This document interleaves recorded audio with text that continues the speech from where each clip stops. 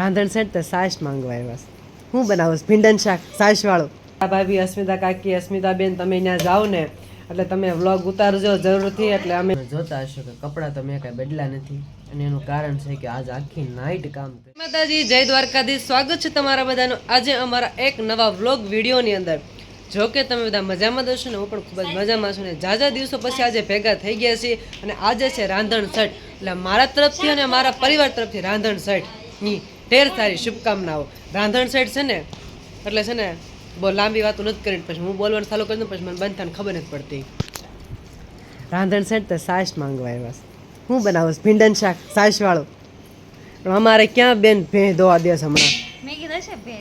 ના રે ના, ખડાયું છે હમણાં નવું લાવ્યા હતા. કેટલા લાવ્યા હતા? અને આનું નામ શું છે ખબર છે? લવ કે કુશ? ભૂલી ગયો હું. કુશ, આનું નામ કુશ છે કા. અને ભાવનગર થી મહેમાન આવ્યા છે. મહેમાન તમે દેખાડો તમારા કપડા કેવા સરસ છે, ધૂળવાળા. જય દ્વારકાધીશ મહેમાન. જય દ્વારકાધીશ. કેમ હારું છે ને પરી? ને તારું ના પાડે છે. અને જે ભાવનગરી વાળા મહેમાન જે આજે પધાર્યા છે અમારા આંગણે, પંખો બંધ એટલે કરી દીધો કે પછી શું અવાજ આવે પવનનો. અને આના સબસ્ક્રાઈબર એટલે મીન્સ કે મારા સબસ્ક્રાઈબર આના વિસ્તારમાં ઘણા બધા છે અને એ બધા વાટે હોય કે અસ્મિતા ભાભી અસ્મિતા કાકી અસ્મિતા બેન તમે ત્યાં જાઓ ને એટલે તમે વ્લોગ ઉતારજો જરૂરથી. એટલે અમે વ્લોગમાં તમે હું કોણ કહેતું હતું હે તો એ જો આજે મહેમાન ગતિ કરવા આવ્યા છે ને સરસ મજાના શક્કરપારા બનાવે છે. તમે તમારા પપ્પાને ઘરે જાઓ તો રાંધણ સેટની વખત કાંઈ એવું કાંઈ હોય તો બનાવો, તમે રાંધો કે નહીં? અને આને એવું છે કે તળાતું નથી એટલે સીધું વણે હશે. હજી હમણાં રોકાઈને આવ્યા તોય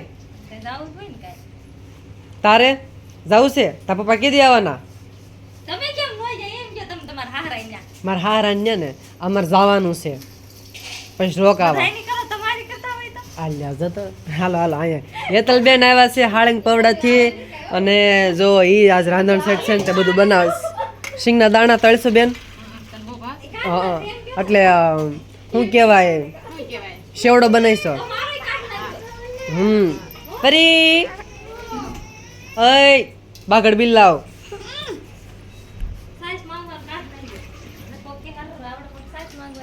હું સાસ માંગવાનું કાઢ નાખું નકર કે આવડા મોટા સાસ માંગવા આવ્યા.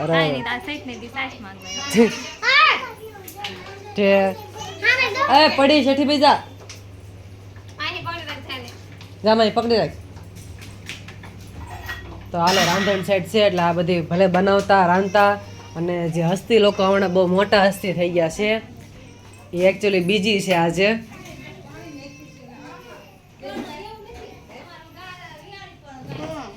હસ્તી લોકો નહીં બોલે. એનું કામ જો આવું કાંક છે. મીન્સ કે અમે બે એ જ કામ કરવી છીએ. હા અમારે ન હોય. બધાને તહેવાર આવતા હશે, હાથે માઠમ લગ્નગાળો દિવાળી બધા તહેવાર આવતા હશે પણ અમારે તહેવાર આવે નહીં. એનું કારણ છે કે અમારે સિઝન જ આવે. આપણે તહેવારને હોય એ બધું હોય ત્યારે સિઝન જ હોય એટલે ન છૂટકીએ ત્યારે શું કહેવાય કે 5 દી રળવાની તક હોય તો તળે ત્યારે રળી લેવી, તળી નાખવી નહીં કા. પરી કેમ પરી? ઊભી રે ઊભી રે ઊભી રે હે ગઈ ગઈ ગઈ. ચાલો રાંધણ સેટ છે એટલે બધી બેનું બધી સરસ મજાનું રસોઈ બનાવે છે તો ભલે બનાવતા. અને આપણે દુકાને ઘણું બધું કામકાજ છે એ બધું પતાવી નાખી. તો કન્ટિન્યુ વ્લોગમાં બધા બન્યા રહેજો. ચેનલમાં નવા આવ્યા હોય તો સબસ્ક્રાઈબ કરી લેજો. અને હા, હવે ટૂંક સમયમાં ચેલેન્જિંગ વિડીયો આવવાનો છે એટલે કે અમે ડેઈલી વ્લોગનું અમારો સમથિંગ વિચાર છે હવે.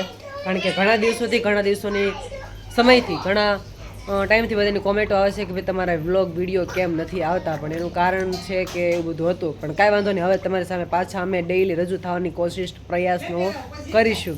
રેડી? તો ચલો આવો પ્રેમ ભાવ અને ઉફ આપતા રહેજો, સપોર્ટ કરતા રહેજો.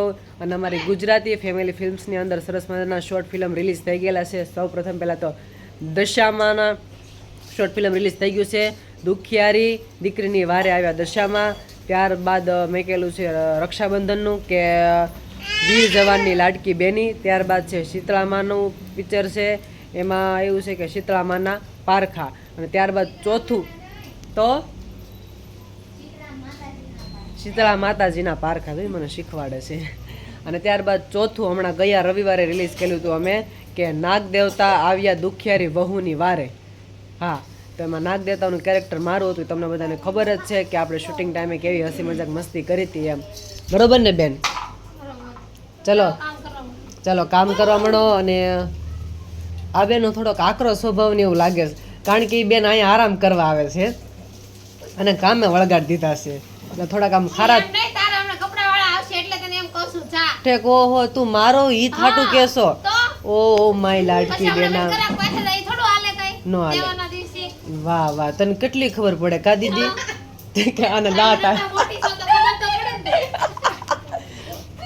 આ બધા તારા ઓલા ભાવનગર વાળા વ્લોગ જોશે, બધા બઠ્ઠા પડી જવાના દાંત કાઢી કાઢીને.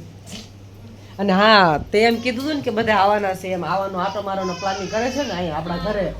તો અત્યારે વ્લોગમાં હું તમને બધાને અમારું ભાવભર્યું આમંત્રણ આપી દઉં છું કે તમારે જ્યારે સમય અનુકૂળ હોય ત્યારે એની ટાઈમ મોસ્ટ વેલકમ માં આવું છે. એટલે કે અમારા આંગણે ગમે ત્યારે પધારજો તમે તારે મહેમાન ગતિ નમાઝ કરવા માટે. બરાબર ને બેન? તું આવજે પછી હારે, હે ને? હે ને? તું આવીશ? તું નહીં આવીશ? તું આવીશ? હા. અને આ મારો છોકડો, મારું બાવલું શું કરે છે? એટલે હા, મમતી ફેર રમે છે. મારો દીકડો ડાયો ડાયો થઈ ગયો છે હમણાંથી. કાં બટા? હશે હશે બટા, દીકુ ઘણું બધું કામ છે એટલે મમતી ફેર રમાડે એટલે રમી લેજે. ચલો કાંઈ વાંધો નહીં. વ્લોગનો ઇન્ટ્રો દેવામાં વાતો સીતો કરવામાં 7 મિનિટનો વ્લોગ થઈ ગયો, મને ખબર જ ન પડી. તો કાંઈ વાંધો નહીં, હાલો પછી કઈ બધી રસોઈ બને છે ને પછી આપણે બધો ટેસ્ટ કરશું કે બધી બેનું કેવી રસોઈ બનાવે છે એમ. તો કન્ટિન્યુ વ્લોગમાં બધા બન્યા રહેજો. ડાયરેક્ટ મળ્યા બીજા દિવસે, અને તમે જોતા હશો કે કપડાં તો મેં કાંઈ બદલા નથી. અને એનું કારણ છે કે આજ આખી નાઇટ કામ કર્યું છે, સવાર સુધી. અત્યારના જો એટલા વાગ્યા છે 9:10 થઈ છે, તોય આપણે હજી મશીન જ બેઠા છીએ, કારણ કે કામ હજી પૂરું થયું નથી. અને કામ પૂરું કરવું પડે એમ હતું એનું, કારણ કે સિઝન છે પ્લસ તહેવાર છે, બીજાને કપડાં પહેરવાના હોય, ન સીવી તો સેટિંગ ન આવે.